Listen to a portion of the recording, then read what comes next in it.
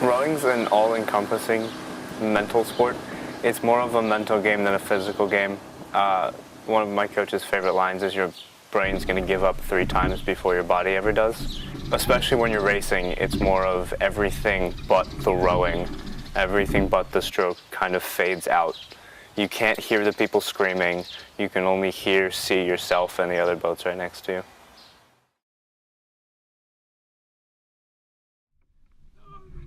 You would probably expect to see someone who's 6'6" on a basketball court, but Ryan Tupper spends his time in a boat. The 17-year-old is a graduating senior from New Rochelle High School. Tupper has an exciting road ahead of him at the University of Michigan, where he plans to row.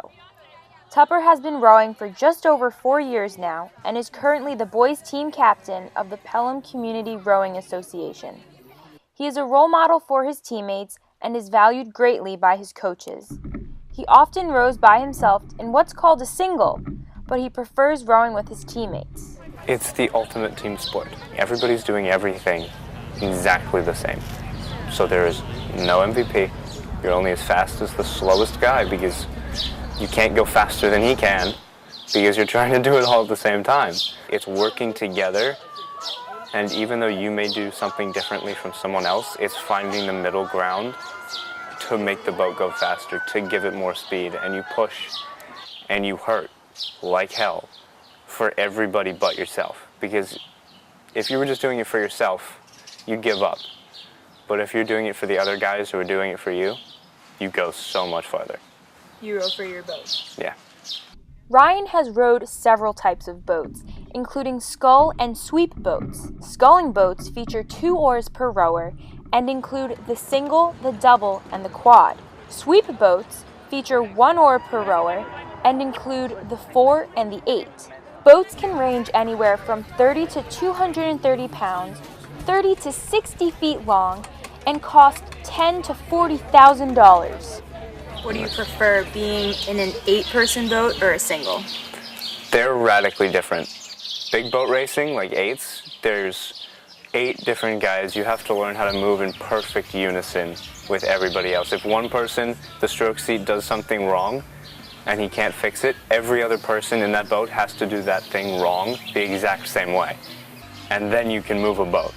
It's really nice. You hear the clunk of these massive oars in these oar lock. It's a great feeling of just sending this thing through the water. And it's brute power. A single is finesse. You drop it in the water with barely any pressure, and then you slowly build on it until you're at full pressure just as the oar goes sideways, where you're getting all of your contact in the water. It's more of a send it but don't kill it, because if you try to muscle it through, you'll go even slower than if you weren't trying that hard. Are you more of a power or a finesse? I'm a finesse rower. I have a long stroke. I'm a decently tall person. How tall are you exactly? I'm 6'6". You're 6'6". You're not playing basketball, you're rowing. Yes. I wasn't very good at basketball. Does your height make a difference in the boat? Yes. Yeah. Wow. Longer stroke. That's just what it comes down to. If you're trying to put this thing in the water and move a boat through putting an oar in the water and throwing it, you don't want to put the oar in for an inch because you're not going to go anywhere. You want to put it in for 5 feet and have it just slingshot the boat around that point. Tupper and his team compete in races in the Northeast, from the Cooper Cup in South Jersey to the head of the Charles River in Boston. I caught up with him at the New York State Championships in Saratoga, New York. BCRA! BCRA! BCRA! Describe the atmosphere around the regatta. Oh, regattas are fun. It's a bunch of people, I mean hundreds of people, and at the head of the Charles, I raced that last year, there's 500,000 people who come and line the river. So they're huge, huge events. Every team comes down, packs a chuck wagon, bunch of food. They set up a tent somewhere along the river. Everybody has a specific plot where they put their tent. And then there are the trailers. At the regatta, it's usually where everybody sleeps. In it, on it, under it, wherever you can find space. Sometimes we'll hang a sheet, make a little hammock.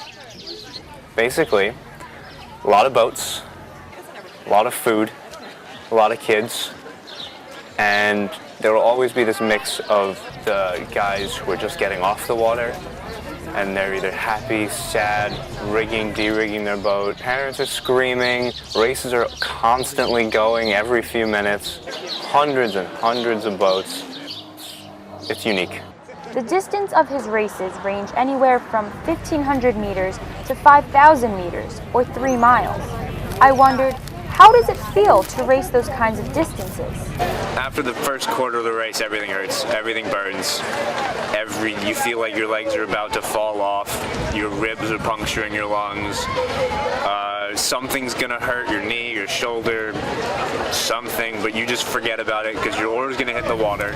You're gonna start thinking about, all right, I can set it better, at least I can do that. And that one split second you're thinking about something that's not hurting, you're not really in that much pain, so you can just keep going. Tell me about the moments you have in your head when you're at the starting line. Oh, they're not good moments. Not good. It's a lot of fear. I'm one of those people who get very nervous before races. I have a lot of friends who can sit in the starting line and be completely fine, completely calm, laughing about something, thinking about something else.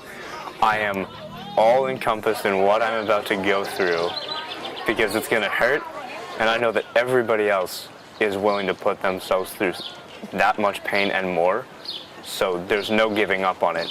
You start hard, you get harder, and you finish harder than you've ever gone before because that's what everybody else is going to do. You've done this for a long enough time, you know the pain you're going to endure. Oh yeah. Oh yeah. And I still do it. One thing that makes Ryan Tupper unique among rowers is that he has epilepsy. Talk about your epilepsy. Describe the first time you had a seizure. I don't remember the first time. I don't really remember any of them. The only reason my parents found out that I was epileptic was because I would blink with one eye, because the other eye would not. It would stop blinking for a little bit. I have petit mal seizures, and pretty much imagine you're watching a movie, right? Mm-hmm. You're watching the movie, you gotta go to the bathroom, you step out, go to the bathroom, come back, no one paused the movie for you. The movie, you just missed a chunk of it. Yeah. So imagine you just went from that beginning part, missed everything because you're in the bathroom, and went to that end part at the exact same time. It's like I fall asleep. I don't remember any of it, and I just miss a period in time. I don't know when it happens. It's kind of just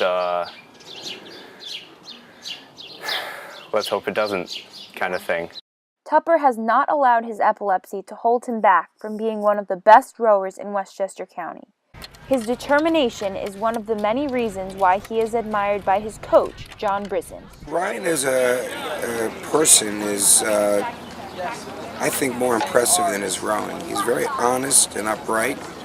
I think he has very strong ethics and integrity, and that stands out to me. So as a human being, I really think he has the bigger picture and is not, like a lot of young people, all about me. He really does operate for the team, and his unselfishness as a person really makes him very mature for his age. It's not a sport of where you think, man, I'm really good at this.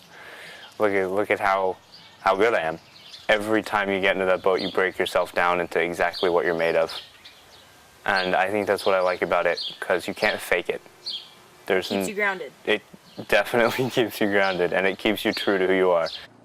Rowing teaches you hard work, dedication, courage, perseverance. You don't stop until it's over, no matter what happens. What is your ultimate dream? My ultimate dream is to be able to retire when I'm old and senile and 80 years old and still row and have my own boat and still be able to force my body down a course. I don't care if I'm going so slow that it takes me an hour to go 20 feet, but I just want to be able to still get in the boat and feel that. For you, what is the perfect day on the water? Glassy water, no wind, no waves, nothing, just us and the coach's launch yelling at us, telling us what we're doing wrong. because there's no good day without learning. And you can feel the boat just fly through the water, and that's the best feeling. That's why everybody rows.